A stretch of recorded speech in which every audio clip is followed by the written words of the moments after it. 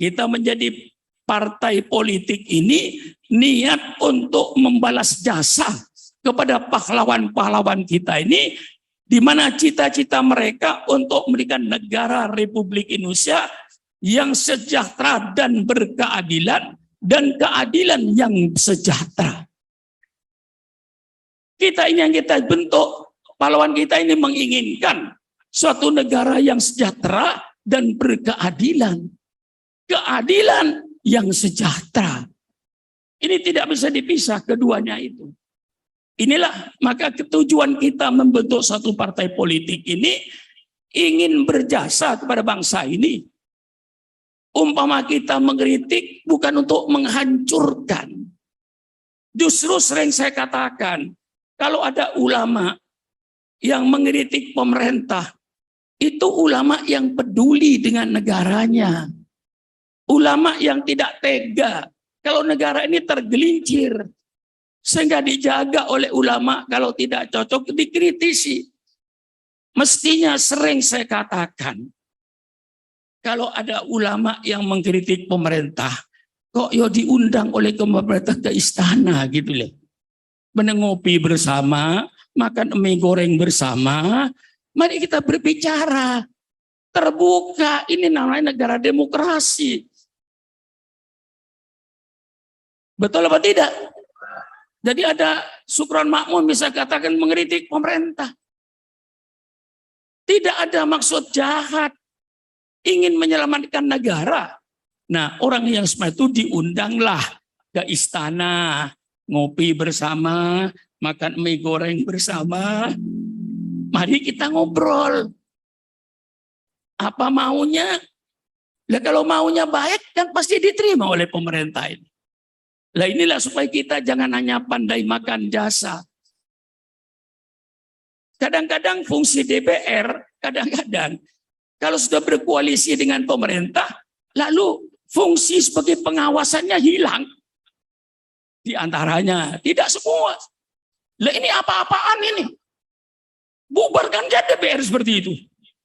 Walaupun kita berkoalisi dengan pemerintah, tapi fungsi DPR sebagai pengawas jangan hilang. Jangan karena sudah menjadi koalisi dengan pemerintah, lalu membebek pada pemerintah. Benar salah didukung. Ini tidak benar. Fungsi DPR tetap berkoalisi atau tidak berkoalisi dengan pemerintah. DPR ini adalah tugasnya mengawasi jalan pemerintahan ini. Kalau pemerintahan kebijaksanaannya pro rakyat, mereka paling depan. Tapi kalau kebijaksanaan tidak pro rakyat, mereka paling depan juga untuk menyelamatkan negara. Bukan untuk menghancurkan. Lah apa guna? Apa Pak Sugron ini? Misalnya saya sedikit kadang-kadang koreksi pemerintah apa? Mau jadi menteri sudah ketuaan. Mau jadi DPR sudah ketuaan. Sudah nggak ada cita-cita saya ini nggak ada. Cita-cita saya sudah depan tuh kuburan. Sudah nggak ada. Mungkin kalau masih muda, kita cuma ingin jadi DPR, menjadi ketua DPR. Saya sudah nggak ada itu. Sudah nggak ada di mata saya, sudah nggak ada. Yang ada cuma kuburan. Itulah kalau kita melihat tidak beres, kita koreksi. Itulah. Ini perjuangan dengan pengorbanan. Agama Islam diturunkan oleh Allah kepada junjungan kita Nabi besar Muhammad SAW. Apakah Islam langsung jaya? Apakah Islam itu langsung besar? Apakah Islam langsung tersebar? Tidak. Tersebarnya dan jayanya Islam itu karena diperjuangkan oleh Rasulullah bersama-sama dengan para sahabat-sahabatnya. Dengan segala penderitaannya. Rasulullah bermula dengan berdakwah dari pintu ke pintu. Karena dikejar-kejar oleh orang kafir. Baru Rasulullah berdakwah terang-terangan ketika Allah perintahkan fasda bima tu'mar wa a'rid anil jahilin. Baru Rasulullah berdakwah terbuka. Apa yang terjadi setelah Rasulullah berdakwah terbuka? Sahabat-sahabatnya disiksa. Sahabat-sahabatnya diancam. Sahabat-sahabatnya dibunuh. Sayyidina Bilal diikat tangannya. Telentang. Perutnya dikasih batu, diseret di padang pasir. supaya kembali menjadi kafir. Tetapi Sayyidina Bilal tetap ahad, ahad, ahad. Di tengah-tengah penyiksaan macam itu, ada yang dibunuh. Kalau diintimidasi sudah biasa. Tapi semuanya itu kekerasan tidak mampu memadamkan api Islam waktu itu. Justru api Islam semakin menyala menerangi kegelapan kota Mekah. Akhirnya orang kafir Quraisy merubah sikapnya dengan embargo ekonomi. Kalau bangsa Libya, bangsa Irak diembargo oleh Amerika Serikat, ketika itu saya katakan, hai bangsa Irak dan bangsa Libya, bukan engkau yang pertama kali merasakan pahitnya embargo ekonomi. Nabimu 1400 tahun yang lalu pertama kali merasakan bagaimana pahitnya embargo ekonomi. Seluruh bangsa Arab dia dilarang mengadakan perdagangan dengan umat Islam, khususnya di bidang pangan, supaya Nabi Muhammad dan sahabat-sahabatnya mati kelaparan.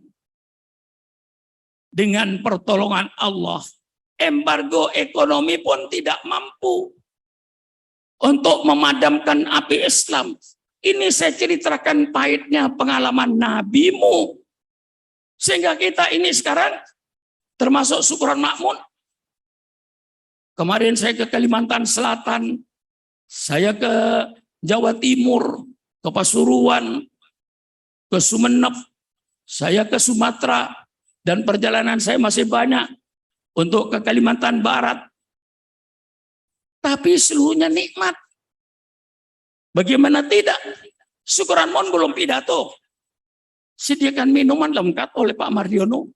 Makanan lengkap. Nabimu dulu berdakwah ke Taif. Bukan disiapkan dengan buah apel. Bukan disiapkan dengan minuman-minuman. Dilemparin dengan batu. Sehingga Rasulullah luka. Jibril menawarkan jasa, hai Muhammad, angkat tanganmu. Asal kau angkat tanganmu, minta kepada Allah. Kami suruh malaikat siap untuk menghimpit penduduk-penduduk Taif ini dengan bukit-bukit yang ada ini. Apa jawab Rasulullah? Jibril, saya diutus pada mereka. Kalau mereka mati semua, kepada siapa saya diutus? Kemudian Rasulullah berdoa, Allahumma hdi qaumi fa innahum la ya'lamun. Ya Allah, berikanlah petunjuk hidayat kaumku ini. Mereka menyakiti saya karena mereka tidak paham, tidak mengerti, belum dapat hidayat. Orang yang jahat para Rasulullah didoakan baik. Itu yang dimaksud tadi rahmatan lil alamin oleh Kiai Akil. Kalau kita tentu tidak seperti itu. Embargo ekonomi gagal. Mereka merubah taktiknya dengan taktik damai. Didatangi pamannya Abu Thalib, hai Abu Thalib, engkau kan pamannya Muhammad. Muhammad itu ponakanmu. Coba tanya sama ponakanmu maunya apa. Kalau ponakanmu ingin kedudukan takhta, kami penduduk Mekah siap untuk mengangkat Muhammad jadi raja. Dengan syarat berhenti berdakwah, berhenti jadi nabi. Subhanallah. Tanya Abu Thalib sama ponakanmu maunya apa? Kalau dia ingin kaya, kami penduduk Mekah siap untuk menyerahkan kekayaan kami kepada Muhammad, sehingga Muhammad menjadi orang terkaya di negeri Mekah ini. Dengan syarat berhentilah jadi nabi. Apa maunya ponakanmu itu? Ingin kawin? Saya kumpulkan anak perawan di kota Mekah ini. Persilakan ponakanmu kawin 1, 2, 3, 4, 5, 6, 7, 8. Persilakan. Dengan syarat berhentilah jadi nabi. Kalau ditawarkan sama kiai sekarang kira-kira gimana ya? Kira-kira kalau ditawarkan sama kiai zaman sekarang kira-kira nggak usah dijawab lah, pikir sendiri aja. Maka jangan dikira kalau kiai itu mendapat kedudukan jabatan, kadang-kadang di balik udang, kadang-kadang tidak semuanya. Emang ada udang di balik batu. Kalau seandainya saya diangkat menjadi menteri dalam negeri, atau saya diangkat jadi menteri luar negeri, Sudah Pak Sugron, saya angkat jadi Menteri Luar Negeri supaya kau keliling ke seluruh dunia. Gajinya gede daripada kau jadi kiai, susah-susah. Ya. Masuk desa, keluar desa, masuk kampung, keluar kampung, malam kagak tidur. Sudah jadi Menteri Luar Negeri aja, saya gaji. Kemudian saya jadi Menteri Luar Negeri, kan saya jadi mantan kiai. Sudah nggak jadi kiai lagi saya. Mau jadi apa? Terbang ke Jepang, terbang ke Amerika, terbang ke Cina untuk ngurusi urusan luar negeri. Nggak bisa lagi saya ceramah, nggak bisa lagi saya baca kitab. Maka hati-hati ya. Nah, ini sejarah-sejarah lama, sejarah Rasulullah Pak Sarkasi. Ditawarkan harta, tahta, wanita. Itu menjadi pelajaran pada kita semua. Itu pengorbanan. Karena ini semuanya gagal, kekerasan gagal, embargo ekonomi gagal. Dengan himbauan tahta, harta, wanita gagal. Akhirnya orang kafir Quraisy mengadakan musyawarah untuk membendung kegiatan Muhammad itu. Wa idh yamkuru bikal ladina kafaru liyuthbituka aw yaqtuluka aw yukhrijuka wa yamkurullah wallahu khairul makirin. Mereka mengadakan sidang di Darun Nadwa, kira-kira 50 meter lah dari Pancoran Emas itu. Hadir waktu itu iblis dari Najd, berpakaian rapi, ikut rapat.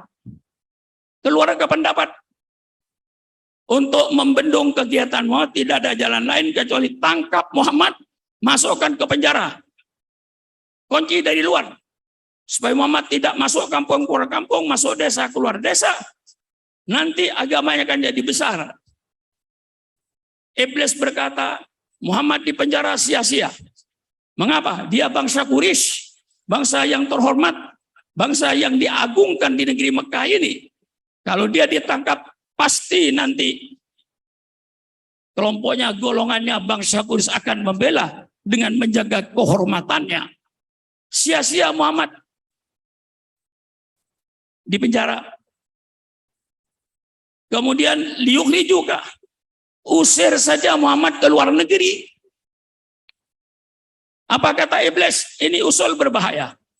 Ini ditulis di Quran ini. Usir saja ke luar negeri. Kalau Muhammad diusir ke luar negeri berbahaya. Sebab nanti di luar negeri dia akan banyak pengaruhnya, begitu banyak pengikutnya, negeri kami pasti diserang dari luar negeri. Bahaya usul ini. Karena ditangkap tidak ada gunanya, di penjara, diusir ke luar negeri berbahaya, asal diputuskan. Kalau begitu Muhammad bunuh saja. Iblis berkata, ini pendapat yang benar, bunuh saja Muhammad. Nah, malam itulah Rasulullah dikepung. Rumahnya dengan tapal kuda, dengan pedang terhunus. Abu Jahal perintahnya Muhammad keluar, potong leher, jangan dikasih kesempatan bicara. Coba saudara-saudara bayangkan, ada di dalam rumah, dikepung oleh semua suku yang ada di kota Mekah untuk membunuh Nabi Muhammad pada malam gelap itu. Bayangkan saudara, ini perjuangan nabimu saya baca. Kalau soal memuji Nabi sudah pasti. Siapa yang tidak memuji Nabi? Akhlaknya sudah pasti. Malah Imam Busiri lebih tegas lagi dalam syairnya itu. Dak mada'atun nasara fi nabiyihim wahkum bima syi'ta madhan wa takimi wansub ila dati ma syi'ta min syarafin wansub ila qadri ma syi'ta min idami fa inna fadla Rasulillah laisa lahu haddun fayudi wa nu'atukum bi fami. Kata Imam Busiri, pujilah Rasulullah dengan segala pujian, asal tinggalkan pengakuan orang Nasrani kepada Nabi mereka. Orang Nasrani berkata Yesus Tuhan, ada yang berkata anak Tuhan, persilahlah keyakinan mereka. Imam Busiri pesan, asal kau puji nama, jangan menganak Tuhankan Nabi Muhammad dan jangan mentuhankan Nabi Muhammad. Pujian apapun yang kau berikan pada Nabi Muhammad seluruhnya pantas. Itu kata Imam Busiri, mau puji apa saja Rasulullah persilakan. Nah, saya membaca malam ini penderitaan Rasulullah agar menjadi ukuran kepada kita semua ini. Menjadi ukuran termasuk kepada saya. Ya Allah, saya nikmat, rezeki saya alhamdulillah. Hidup saya alhamdulillah. Kemana-mana saya dihargai oleh orang alhamdulillah. Tapi kenikmatan yang saya nikmati sekarang ini di atas penderitaan Nabi Muhammad dan sahabat-sahabatnya. Nah ini supaya kita pikirkan. Jangan merasa enak. Ya, saya punya guru di Sidogiri, Kiai Khalil namanya. Cerita sama saya. Syukron, saya sedih. Mengapa Kiai? Waktu subuh, saya melihat ada orang berjamaah di belakang saya, sarungnya jelek sekali. Habis sholat saya segera masuk kamar, saya berikan kepada orang tadi sarung satu-satu. Tiba-tiba pada waktu duhur, saya dekat dengan tamu dari Sidoarjo, membawa sarung. Satu kodi 20 lembar. Saya sedih, Syukron. Mengapa Kiai kan itu oleh Allah dibalas 10 kali lipat, kata saya. Bi asri amthaliha. Saya secara dohirnya ayat aja. Tapi Kiai Khalil itu batin yang dibaca. Begini Syukron, saya khawatir apa yang saya amalkan waktu subuh sudah dibalas oleh Allah di dunia. Apakah nanti masih ada bagian saya di akhirat? Kita tidak berpikir begini. Kita bangga. Oh, saya sedekah 2, dapat 20. Oleh Allah dibalas. Kiai Khalil berpikir, apakah masih ada pahala saya untuk di akhirat? Oleh sebab itu, dengan inspirasi ini saya selalu, kalau mendapat apa-apa yang enak, ya Allah, apa yang kau berikan kepada Syukron Makmun di dunia, ya Allah, jangan sampai mengurangi apa yang akan kau berikan kepada saya nanti di akhirat. Kalau mengurangi, lebih baik diberikan di akhirat saja. Kalau tidak dimengurangi, persilakan. Ini perjuangan Rasulullah SAW dikepung. Tengah-tengah dikepung itu malaikat Jibril turun. Ya Rasulullah, malam ini Allah perintahkan kau untuk meninggalkan kota Mekah ini. Subhanallah, tengah malam gelap kayak begitu diperintahkan untuk meninggalkan kota Mekah, kota kelahirannya yang dia cintai. Tapi karena sudah perintah Allah, Nabi Muhammad ambil pasir, baca qul huwallahu ahad, qul huwal falaq, qul huwal nas, lalu membaca ayat kursi, lalu membaca surat Yasin. Wa ja'alna min baini aydihim sadda wa min khalfihim saddam faghshaynahum fahum la yubsirun. Mereka dijadikan tertidur semua, Rasulullah keluar dengan aman. Langsung ke rumahnya Abu Bakar Siddiq radhiyallahu an. Ada apa Rasulullah malam-malam? Abu Bakar, malam ini saya dan kau diperintahkan oleh Allah untuk meninggalkan kota Mekah ini. Subhanallah, di tengah gelap, tengah malam. Tapi Sayyidina Abu Bakar menunjukkan kecintaannya pada Rasulullah. Kalau ini Rasulullah sudah perintah Allah, mari kita berangkat. Abu Bakar tidak mikirkan rumah, tidak mikirkan keluarganya, tidak mikirkan hartanya. Sesuai dengan sabda Rasulullah, la yu'minu ahadukum hatta akuna ahabba ilaihi min malihi wa waladihi wa walidihi wa nasi ajmain.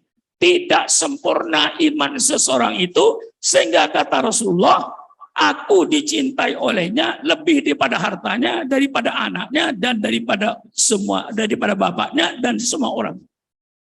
Letakkan kecintaan harus di atas kecintaan. Saya tidak melarang ibu mencintai suaminya. Bu,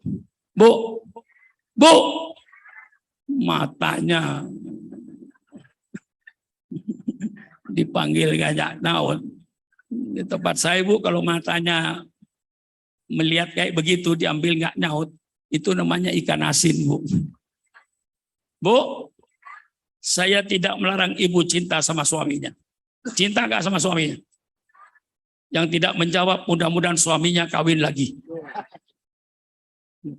Lah jujur kan saya. Lah kalau sudah nggak cinta, ayo jangan jawab. Yang tidak jawab, saya doakan suaminya kawin lagi. Bu, cinta nggak sama suaminya? Mudah-mudahan tidak kawin lagi. Bapak-bapak, cinta nggak sama istrinya? Yang tidak menjawab berarti sudah ada cadangan di luar rumah. Ya.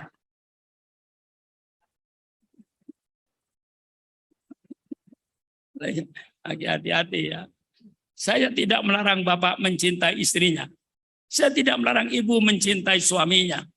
Saya tidak melarang bapak mencintai anaknya, mencintai hartanya. Tapi hendaknya kecintaan kepada Rasulullah di atas segala kecintaan. Kalau sudah panggilan Rasulullah, saya dengan istri saya dulu perjanjian, Pak Mariono. Di rumah, saya suamimu. Di luar rumah, saya kepunyaan umat. Kalau kau mengganggu, insya Allah yang akan menggantikan banyak. Loh iya. Kalau kamu mau aktif di luar rumah, saya di rumah. Kalau saya aktif di luar rumah, kau di rumah. Jaga anak-anak ini semuanya ini. Anak-anak saya jaga ini. Saya yang keluar. Kalau kamu mau keluar, saya yang di rumah. Jangan kedua-duanya keluar. Alhamdulillah saya kasih. Anak saya berkat didikan anaknya. Alhamdulillah. Ya mungkin jadi kayak saya sudah. Kemana-mana kakaknya, adiknya 4 orang. Alhamdulillah. Karena memang saya dididik oleh ibunya itu. Kalau ibunya keluar, saya keluar. Siapa yang akan mendidik anak di rumah? Nah disitulah saya ikuti. Lah ini pengorbanan Rasulullah saya. Langsung Rasulullah ke Jabal Thur. Di situ istirahat di Gua Thur. Insya Allah yang umroh dan yang sudah haji tahu. Istirahat di situ. Paginya Abu Jahal mengadakan sayembara. Barang siapa yang menemukan Muhammad hidup atau mati, 300 unta. Coba bayangkan 300 unta itu kalau di Jakarta, 1 unta 3 kebo. 300 unta 900 kebo. Mereka berpacu mencari semuanya.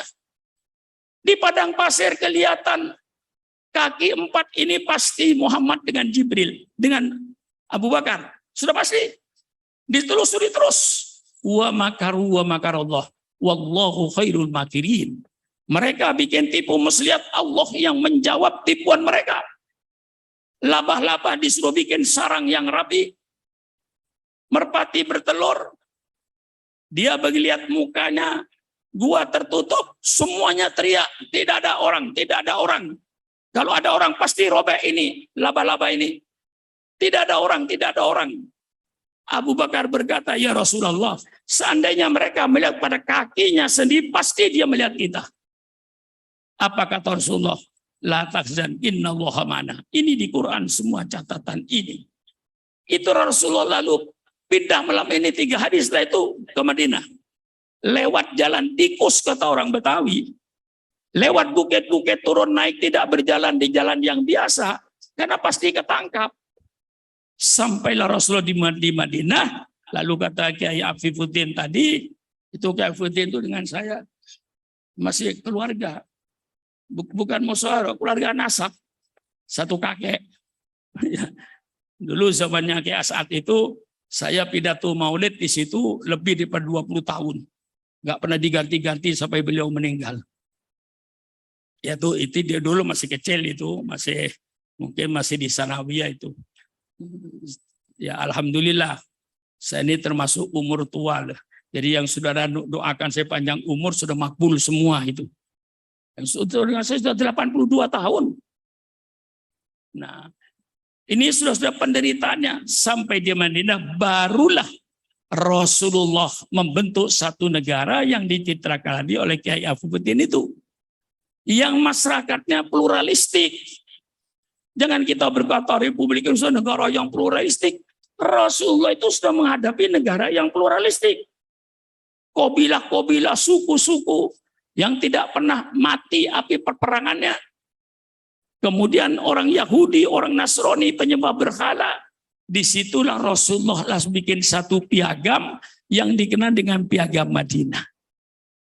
Piagam Madinah itu untuk menyatukan untuk memberikan hak-hak.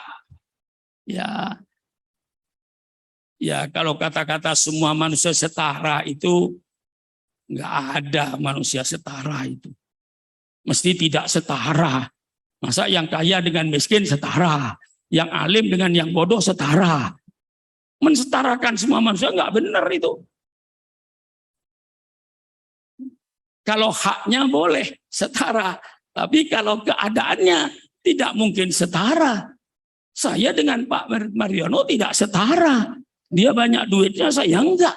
Bagaimana setaranya? Tadi sudah menawarkan jasa sama saya dia. Kalau Pak Kiai pesantrennya perlu besi, perlu apa aja, nggak usah pergi ke toko. Saya punya pabrik. Cuman saya yang sudah terlanjur, Pak. Bangunan saya sudah hampir selesai. Saya punya bangunan 72 meter panjang kali 35 meter lebar tanpa tiang. Karena untuk pertemuan, untuk olahraga dan lain-lainnya. Semuanya dari besinya Pak Mardian, besinya itu.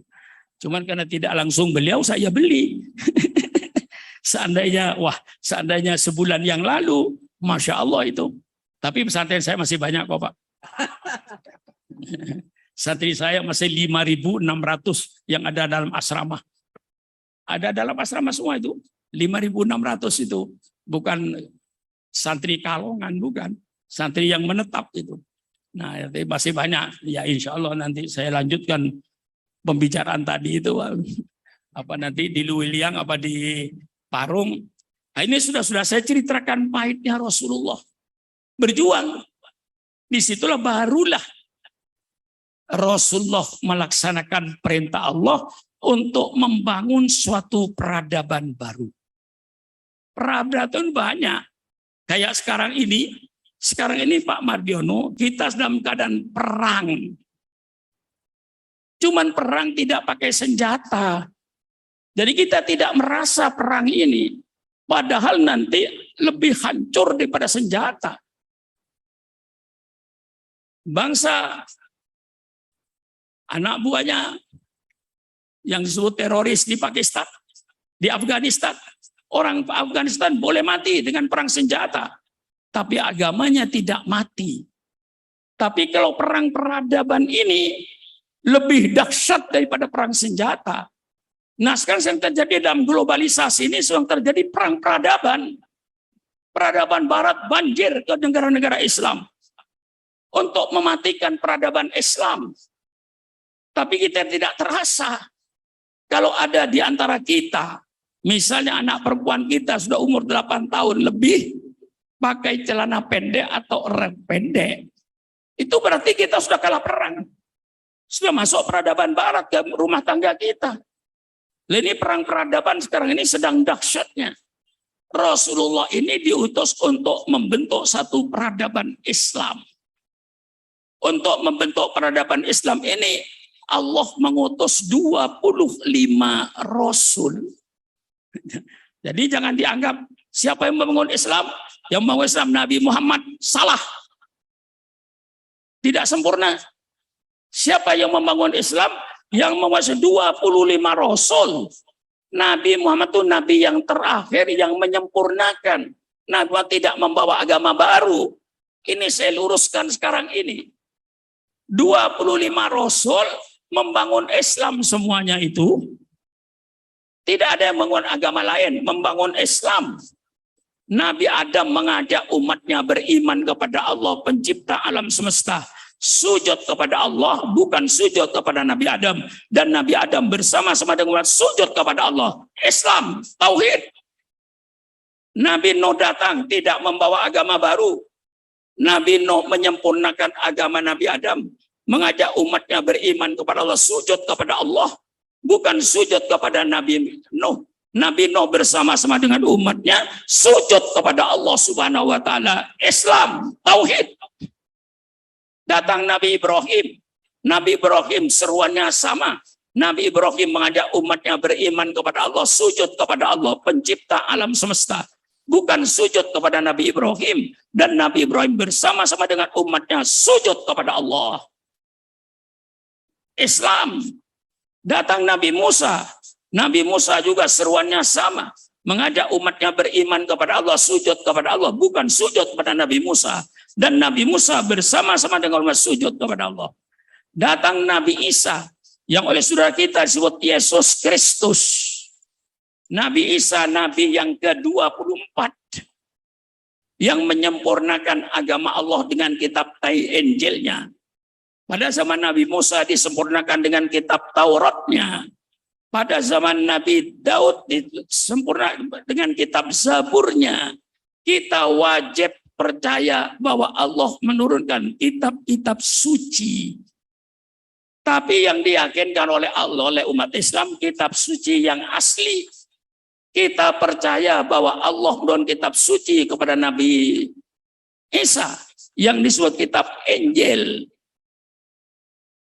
Kitab Injil yang mana? Yang firman Allah. Dan tidak ada di dalamnya perkataan Nabi Isa. Dan tidak ada di dalamnya perkataan-perkataan pendeta-pendeta pada zamannya.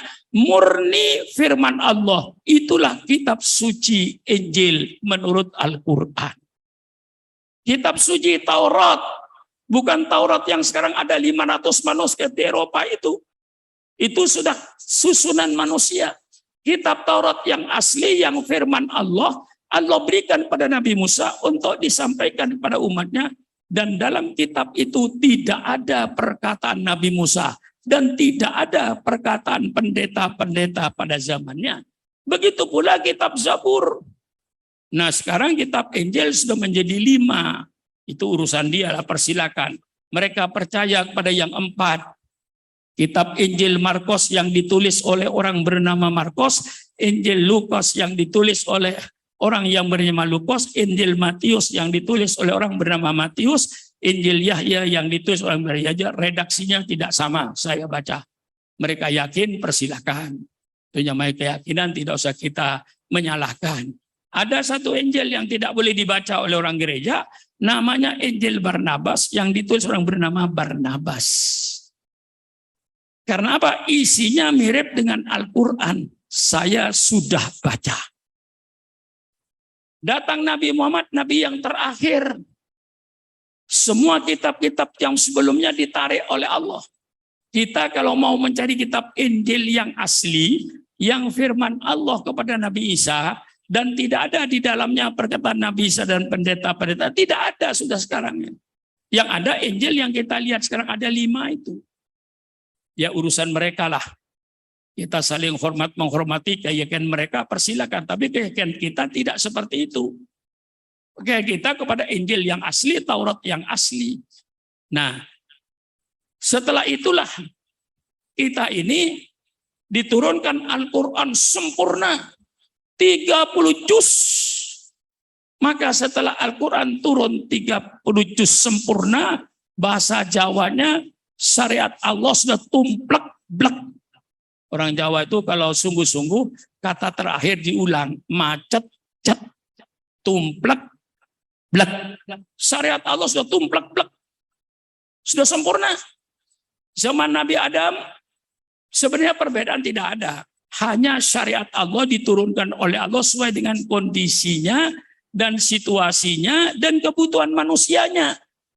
Zaman Nabi Adam tidak ada undang-undang nyolong. Mengapa tidak ada undang-undang nyolong? Karena tidak ada orang nyolong. Mengapa tidak ada orang nyolong? Karena tidak ada orang. Siapa yang mau nyolong?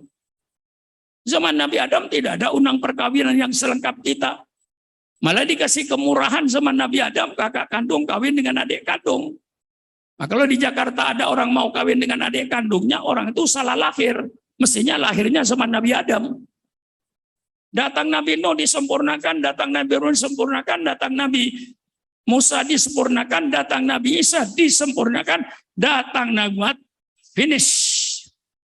Sudah sempurna, serta tumplek-blek.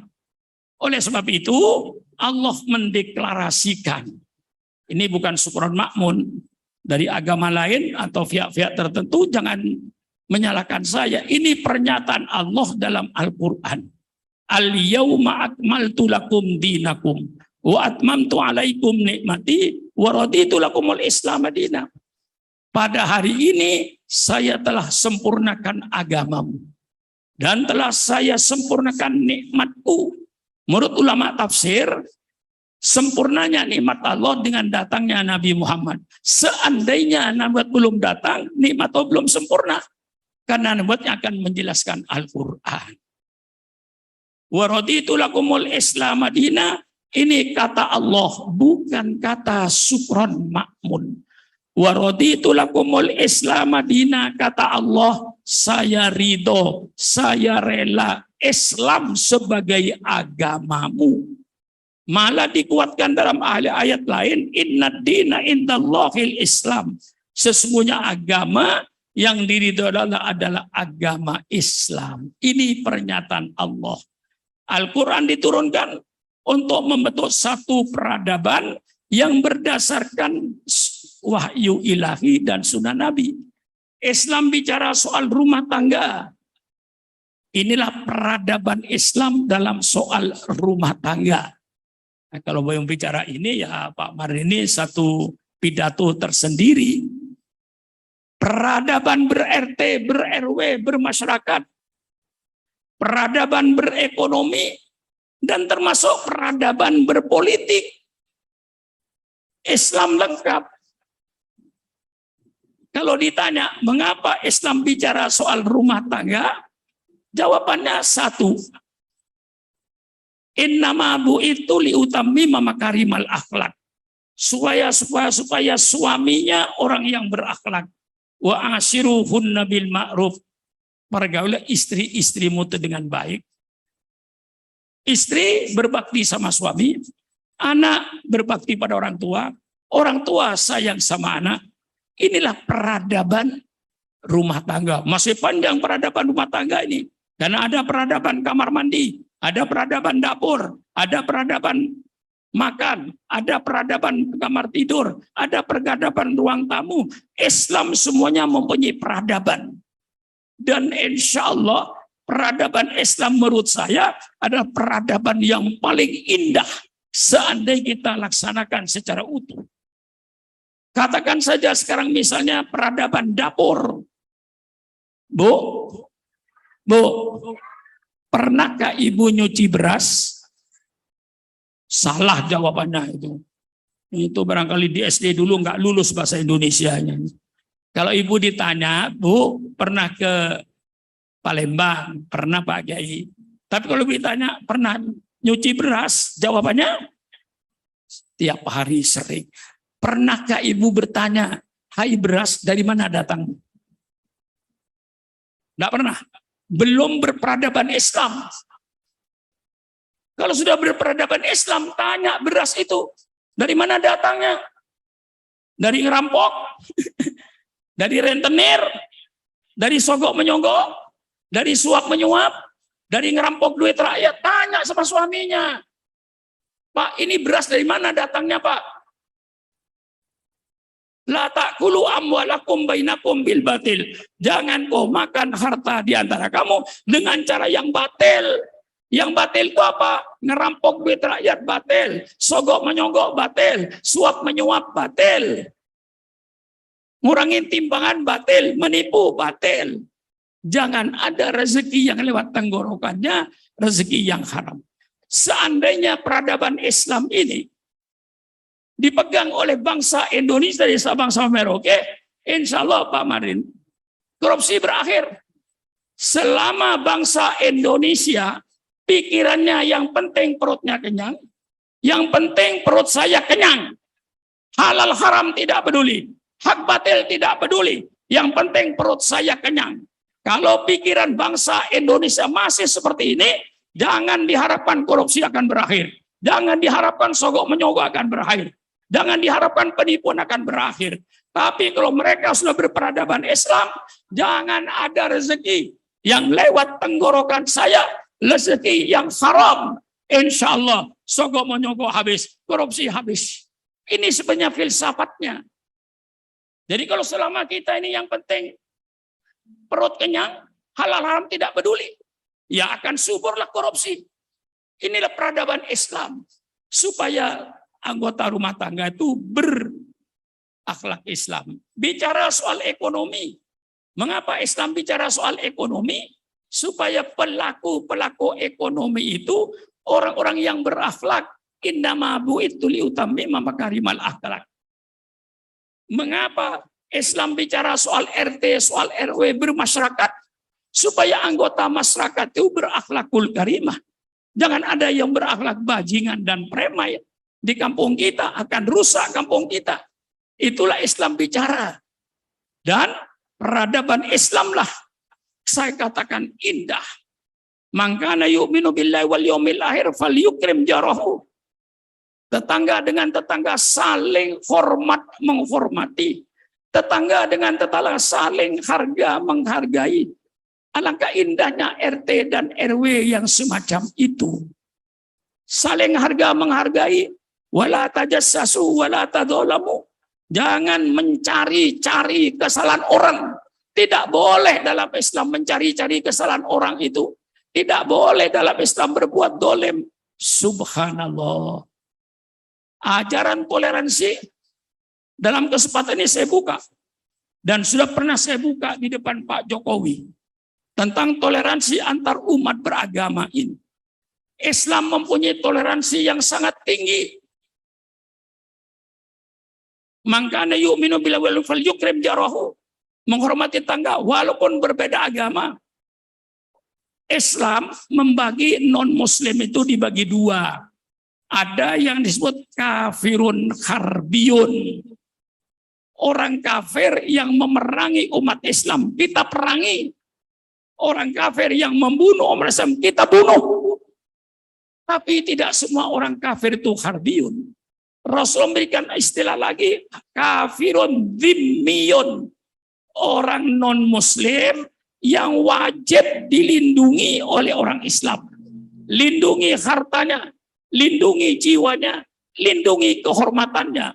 Kita wajib melindungi orang non-muslim, lindungi jiwanya, lindungi hartanya, lindungi kehormatannya. Orang non-muslim yang kayak apa? Orang non-muslim yang hidup rukun dengan umat Islam. Orang non-muslim yang akur damai dengan umat Islam. Tidak pernah nyakiti umat Islam. Kalau ada orang non-muslim hidup rukun dan damai dengan umat Islam punya kewajiban. Jaga jiwanya, jaga hartanya, jaga kehormatannya. Tolong carikan agama yang lebih toleransi dari Islam. Sampaikan sama Syukuran Makmun. Tolong sampaikan. Ini sabda Rasulullah ini. Sampai Rasul menyatakan, waman ada dimian, fakot adani. Barang siapa yang menyakiti orang-orang non-muslim, yang mereka hidup rukun dan damai dengan Islam, itu berarti telah menyakiti saya, kata Rasulullah. Dalam hadis lain, Rasulullah bersabda, waman ada dimian, fa'ana hosmu, idza ma kuntu hosmu yaumal qiyamah.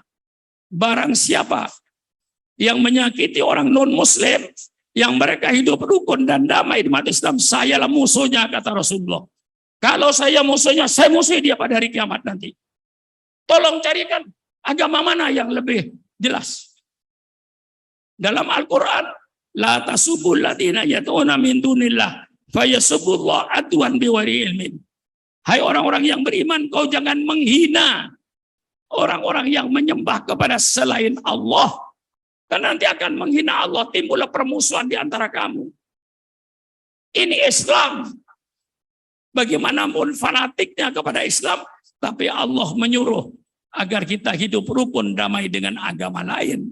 Saling hormat menghormati, saling harga menghargai, tapi bukan berarti membenarkan semua agama. Membenarkan semua agama murtad, kafir. Jelas. Kita disuruh toleransi ini saling hormat menghormati saling antar umat beragama. Lalu sekarang ini malah timbul lagi fatwa semua agama benar, semua agama sama, semua umat beragama masuk surga. Itu penipuan intelektual. Sekarang saya tanya, yang sholat subuh masuk surga, yang tidak sholat subuh masuk surga. Surganya sama, milih yang mana? Yang sholat subuh masuk surga, yang tidak sholat subuh masuk surga. Surganya sama, milih yang mana? Hah? Milih yang sholat subuh? Bodoh. Bodoh, gak cerdas itu. Yang puasa Ramadan masuk surga. Yang tidak puasa Ramadan masuk surga juga. Surganya sama. Milih yang mana? Yang milih tidak puasa dong. Inilah penipuan intelektual yang sekarang sedang dipasarkan di Indonesia ini. Bukan begitu toleransi itu. Toleransi hidup rukun, damai, saling hormat menghormati, saling harga menghargai antar umat beragama. Mengapa Supran Makmun sholat subuh? Perlu saya jawab? Hah? Perlu nggak saya jawab? Kalau perlu saya jawab. Supran Makmun sholat subuh karena Supran yakin dengan sholat subuh insya Allah Supran Makmun masuk surga. Tidak sholat subuh masuk neraka. Mari. Ini banyak pemuda-pemuda yang tertipu dengan dialek tadi itu. Saya jaga Islam. Mengapa Supran Makmun puasa Ramadan?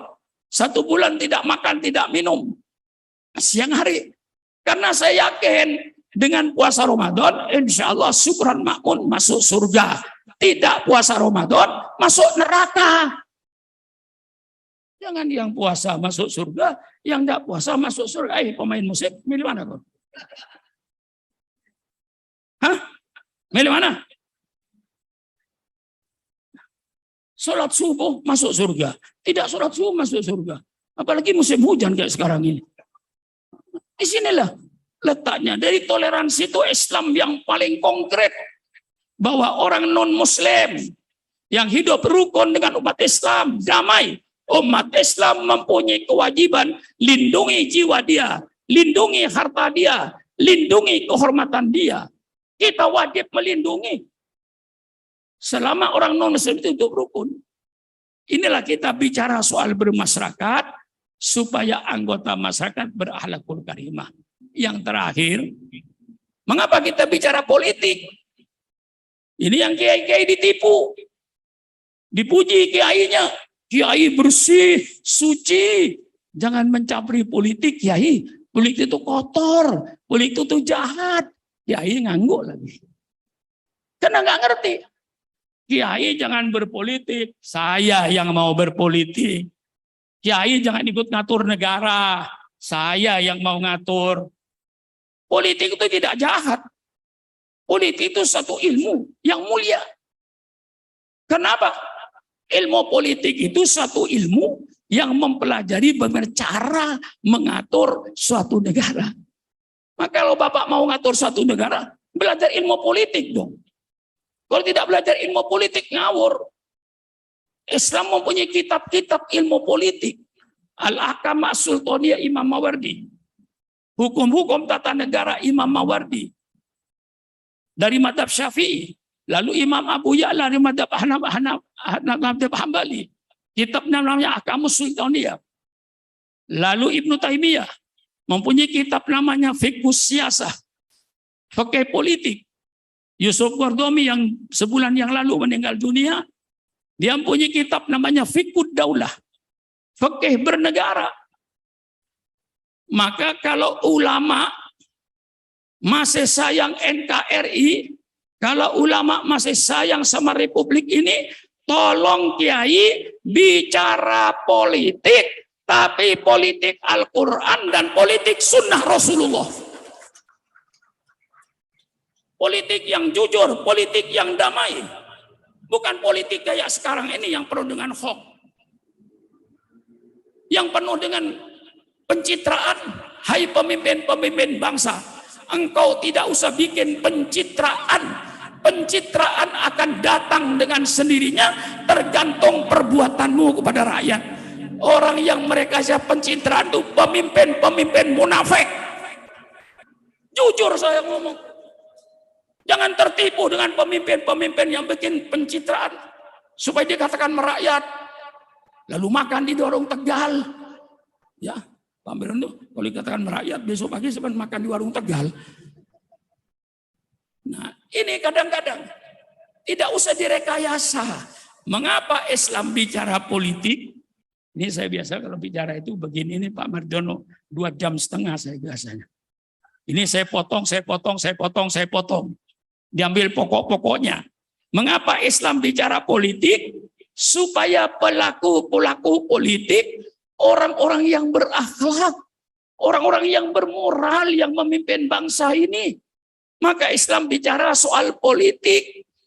Jangan sampai pemimpin-pemimpin bangsa ini berakhlak preman, berakhlak bajingan, berakhlak pembunuh. Dan ini terbukti.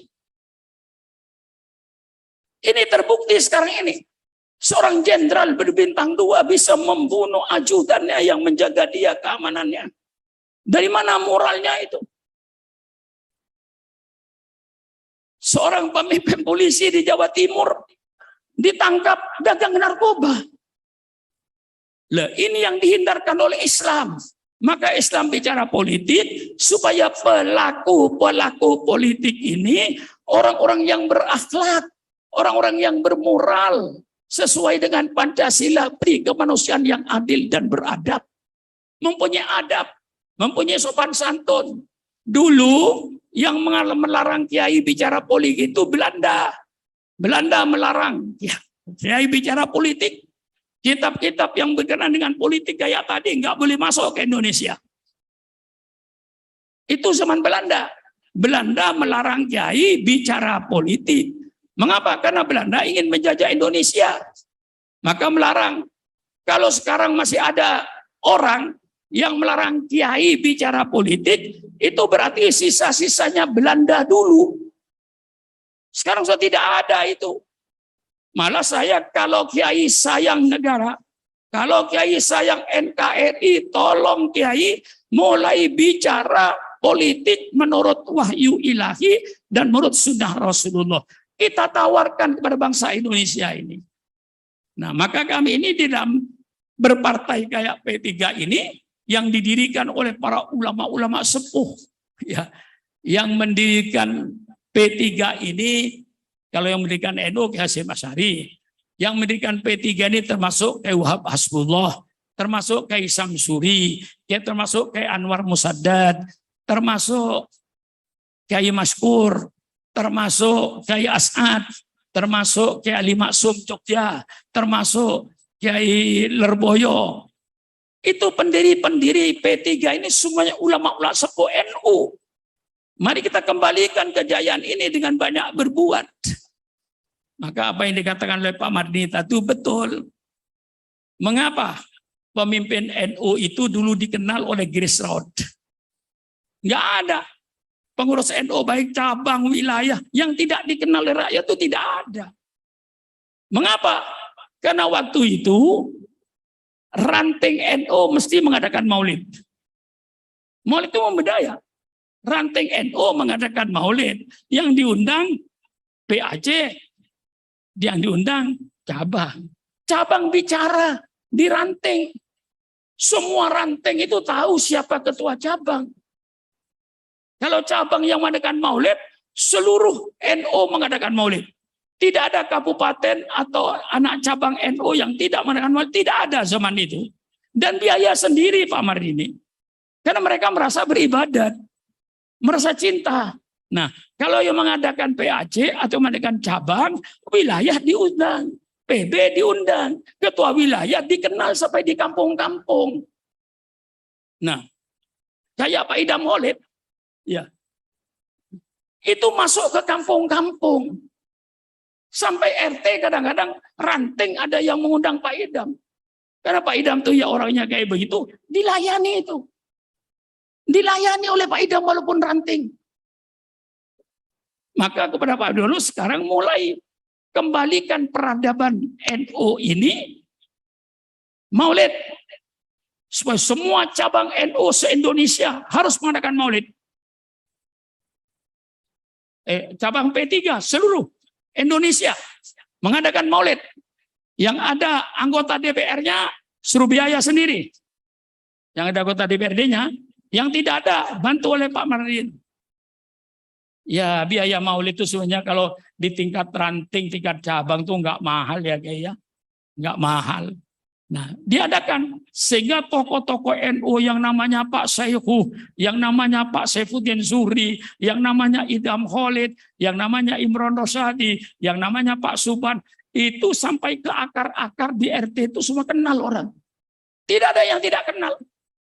Siapa Pak Sehu? Tanyakan di kampung itu. Ya, contohnya kecil-kecil kayak saya Pak Rene. Karena saya turun ke bawah. Tanya orang Kalimantan.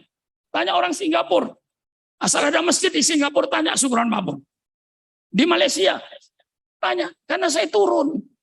Nah, saya menginginkan P3 sekarang ini kembalikan peradaban lama ini. Peradaban Maulid, peradaban Isra Mi'raj, kembalikan.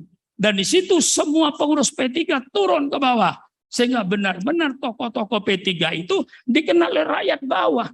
Rakyat bawah tidak bertanya siapa. Ya. Saya pernah satu ketika ke Situbondo, tempat juga Afudin itu. Mau pemilihan umum, saya tanya bagaimana masyarakat sudah siap untuk memilih. Siap Pak Kiai. Sudah kenal calon-calonnya? Kenal Pak Kiai. Di mana kenalnya? Di tiang listrik. Ini jawaban murni ini. Tiangnya apa? Kenalnya di tiang listrik. Kalau di sehari-hari nggak kenal dia. Ini calon DPR dari ini, calon DPR dari calon DPR dari ini. Jadi kenalnya di tiang listrik kata dia. Gitu. Nah kalau dulu tidak. Karena apa? Saya masuk ke ranting-ranting di Tegal. Sampai di Tegal ranting itu ngundang saya. Saya datangi. Sehingga waktu itu tahu Sukron Makmun siapa. Sampai ke pelosok-pelosok. Nah, kenapa?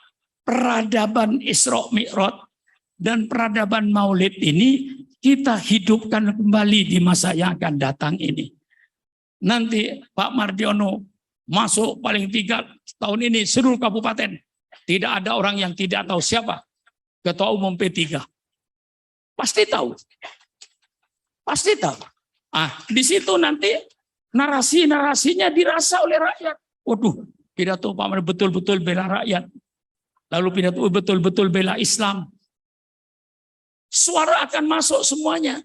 Lah kalau kita P3 tidak mengadakan kegiatan agama, pemimpinnya nggak dikenal. Kadang-kadang ketua cabang saja nggak dikenal oleh masyarakatnya di tempat itu. Sekarang ini Pak. Ya karena tidak pernah mengadakan kegiatan Islam. Ya ini kayak Angkel ini. Tanya sama dia di Cirebon itu. Dia bukan orang ke pelosok-pelosok dia masuk. Kalau seandainya dia bukan mau balik, siapa yang mau kenal?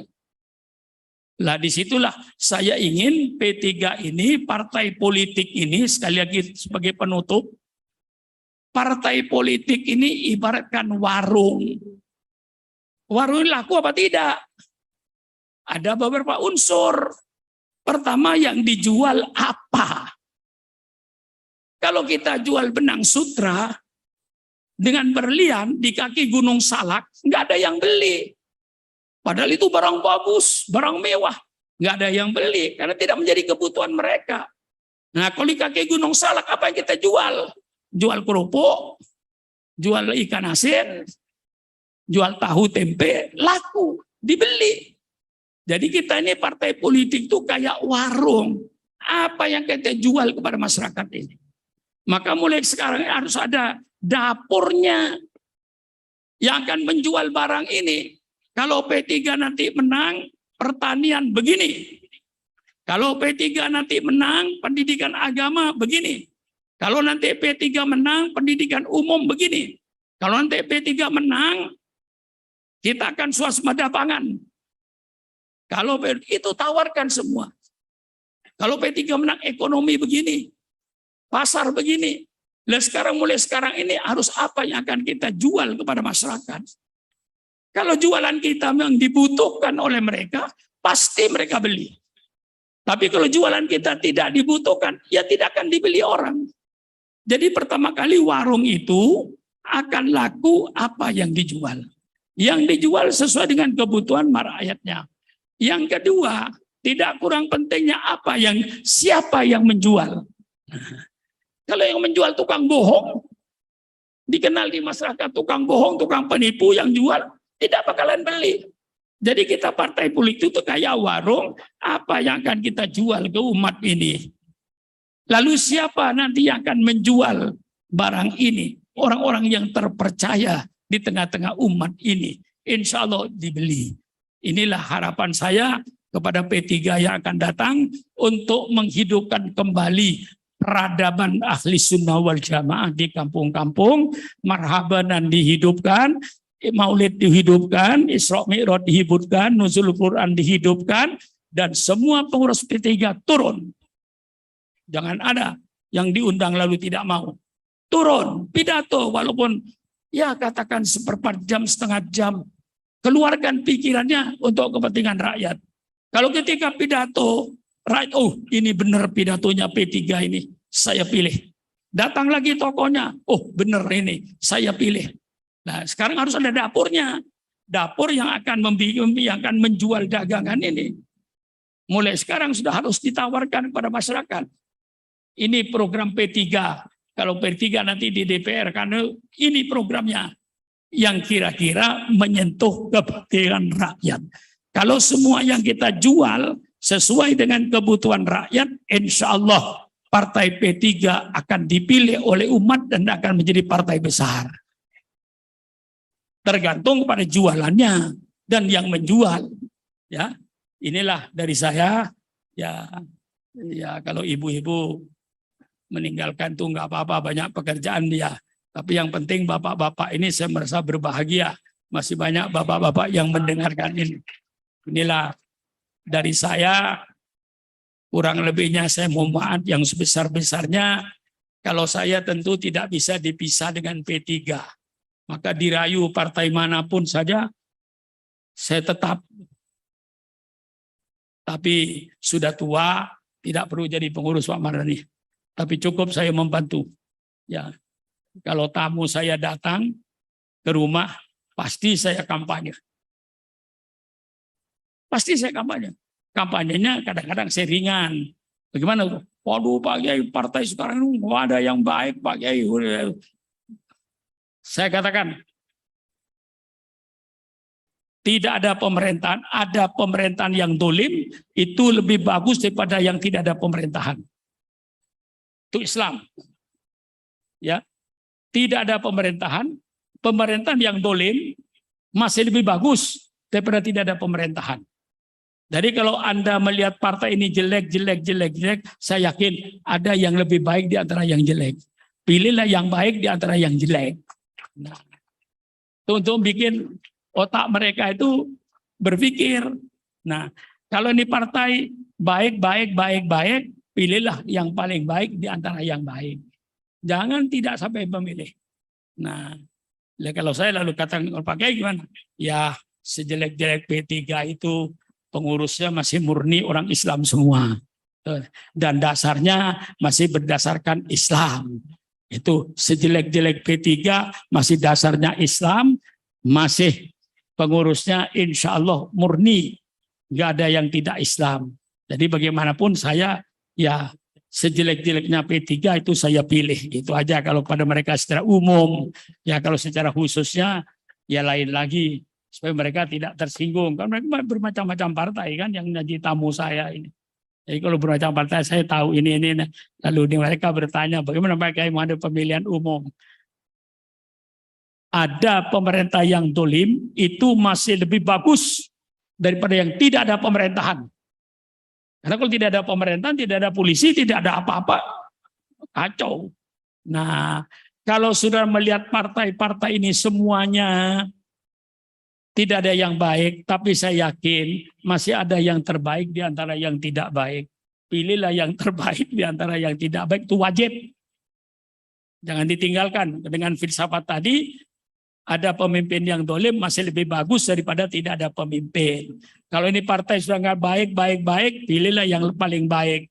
Kalau jelek, pilihlah yang terbaik di antara yang jelek. Kalau mereka ya karena sebenarnya sudah banyak perubahan-perubahan. Saya tidak mengerti Pak Mardiana. Ya. Kalau dulu partai politik itu betul-betul partai politik. Yang boleh jadi calon orang yang aktif di partai minimal 5 tahun kan. Kalau tidak aktif di partai, biar kaya apapun saja nggak bisa. Nah sekarang ini partai menurut saya ya, partai sekarang itu sudah berubah. Berubah apa? Menjadi partai konsultan jabatan politik. Apa benar apa tidak ya cuman pikiran saya. Sekarang itu seolah-olah partai politik ini cuman konsultan jabatan politik. Contohnya kalau pemilihan umum, semua partai politik siapa mau mendaftar jadi anggota DPR. Walaupun bukan anggota partai. Asal bayar. Konsultan itu. Bagi saya. Nah, bagaimana mengembalikan supaya P3 itu dengan, dulu kan ada latihan Pak Zergasi. Mulai latihan tingkat 2, tingkat 1, itu saya termasuk, tapi saya pelatih dalam bidang ahli sunnah wal jamaah. Itu saya, yang lainnya kalau nanti kamu jadi DPR, di DPR ada komisi ini, yang dibahas ini dipelajari. Jadi mereka jadi anggota DPR sudah berilmu. Dia mau jadi bupati sudah punya ilmu bupati. Nah sekarang ini saya belum pernah mendengar pengkaderan dari tingkat 2, dari tingkat 1 ini. Nanti mulai Pak Mardiono saya yakin diadakan pengkaderan sehingga kita tidak perlu mencari calon dari luar. Dan dulu Pak Mardiono, calon itu dibiayai partai. Ya Geser Kasih ya. Kalau Geser Kasih mau jadi calon DPR, itu dibiayai partai dia. Karena dulu yang dicoblos gambar. Kalau sekarang dicoblos orang. Sekarang nggak milih partai kok, milih orang. Yang dipilih orang sekarang, kalau dulu yang dipilih partai. Coblos tambah Ka'bah. Dapat sekian suara, calon nomor 1. Dapat sekian suara, sampai nomor 2. Kadang sampai nomor 5. Tergantung banyaknya suara. Jadi partai punya otoritas. Sekarang partai nggak punya otoritas. Mereka masuk DPR, dia bayar, merasa bayar. Dia wakil pribadi aja di DPR itu. Karena dia bukan anggota partai. Dan tidak pernah duduk di pengurus partai. Tahu-tahu jadi utusan partai. Nah, ini tolong untuk masa depannya, saya punya keyakinan Pak Mardiono mampu untuk mengkoordinasi, mengkader-kader ini nih, dengan sebaik-baiknya. Sehingga betul-betul kita punya kader, tidak perlu orang dari luar. Dan kalau perlu, saya usul pada Bapak Presiden waktu itu ketika saya bertemu di istana, tolong pemilihan umum dirubah Pak Presiden sistemnya. Kalau sistem yang ada sekarang, Indonesia cuma melahirkan 2 pemimpin. 1 pemimpin koruptor, 2 pemimpin boneka. Waktu itu saya contohkan saya sendiri Pak. Di depan Bapak Presiden. Umpama saya Pak Presiden, ingin jadi bupati, saya keluar biaya di Tangerang 30 M. Kalau saya biaya sendiri, ketika saya jadi bupati, kira-kira ingin kembali modal apa tidak kira-kira? Pasti ini kembali modal. Nah, kalau saya dimodalin oleh orang lain, saya jadi boneka. Misalnya oleh Kiai Akil, Kiai Zerkasi, saya dimodal 3 orang ini. Begitu saya jadi bupati, saya jadi bonekanya. Kiai Zerkasi datang, Pak Suron bebasin tanah itu. Saya bikin pabrik. Kiai Akil datang lagi sama saya. Bebasin tanah itu Pak Suron. Mau bikin apa? Mau bikin hotel. Datang lagi Kiai. Bebasin tanah itu Pak Suron. Mau bikin apa? Mau bikin pabrik. Saya tidak berpikir rakyat. Yang saya pikirkan melayani 3 orang ini. Inilah Supran Makmun jadi bupati boneka. Kalau sistem ini tidak dirubah. Dan DPRD dan DPR pusat itu representatif wakil rakyat. Mengapa dia tidak dipercaya untuk milih bupati? Mengapa dia tidak dipercaya untuk milih gubernur? DPR, MPR, kita percaya untuk milih presiden itu wakil rakyat. Dan dipilih langsung oleh rakyat. Tetapi itu haknya diambil. Dikembalikan kepada rakyat. Kalau menurut hukum Islam, pemilihan langsung itu tidak dibenarkan. Mengapa? Karena tidak semua orang tahu siapa yang layak untuk jadi bupati. Menurut Imam Mawardi, orang yang memilih pemimpin itu orang yang tahu siapa yang layak jadi pemimpin. Itu yang memilih. Tukang sayur di Ciputat itu, tempatnya Pak Kiai Zerkasi itu, yang tiap malam gelar tikar, jual terong, jual tomat. Ditanya siapa yang pantas jadi bupati, nggak bakalan tahu kok Pak. Siapa yang pantas jadi gubernur, nggak bakalan tahu. Nggak bakalan. Sehingga kalau ditanya siapa yang nanti sudah pilih, pokoknya gampang Pak. Yang ngasih duit saya pilih, yang tidak ngasih duit tidak saya pilih. Ini akibatnya pemilihan di Indonesia kayak begini nih. Apakah Anda tidak tahu kalau begini keadaan? Mengapa Anda diam? Saya tidak rela dengan keadaan begini ini. Orang yang milih pemimpin, orang yang tahu siapa yang layak jadi bupati. Insya Allah DPRD yang tahu. Betul apa tidak? Tukang gali kagak tahu. Tukang nelayan itu kagak tahu. Tukang sayur kagak tahu siapa yang layak jadi bupati, siapa yang layak jadi gubernur. Banyak yang tidak tahu. Mungkin 60% rakyat tidak tahu. Mengapa tidak tahu disuruh milih? Bagaimana kira-kira pendapat saya? Apa? Ya cuma pendapat, jangan ditangkap. Ini pendapat. Sudah nggak setuju ya sudah. Nah inilah sekedar dalam soal politik karena saya bicara di P3 ini. Mudah-mudahan nanti jualan P3 bisa diterima oleh masyarakat dan orang-orang yang menjual juga dipercaya oleh masyarakat. Insya Allah suara P3 akan tumplek dan akan naik. Inilah harapan saya. Wassalamualaikum warahmatullahi wabarakatuh.